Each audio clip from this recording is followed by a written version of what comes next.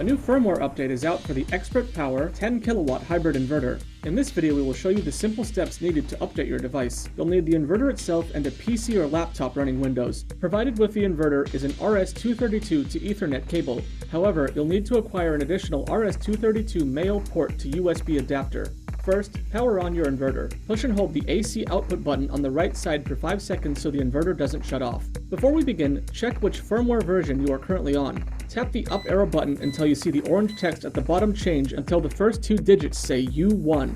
This can take a couple presses. An unupdated inverter usually has the version number 06.24. Either write it down or just make a mental note of the number as it is now. Let the inverter sit for about half a minute and it will return to the main screen. To connect your inverter to your computer, first attach the two RS-232 cables together. Plug the Ethernet port end into the inverter communication port, then connect the USB end to your computer. On your computer, click the link in the description or navigate expertpower.us until you get to the tutorials and guide page and download the firmware update for your inverter. Extract the zip folder to either your desktop, a new folder, or however you'd like to organize your files. In the firmware folder, open and run the .exe file. From the drop-down menu next to the word serial, select the COM port that you've plugged the RS-232 into on the inverter side. If you're not sure which port this is, check the device manager in your computer settings. Now click Update Master. After a moment to start, you can leave the program running. This could take 10 to 15 minutes, but every machine is different and slower old computers might take longer. While the inverter is updating, the LCD screen should display the text UPG and Yes. Once finished, you can exit the program.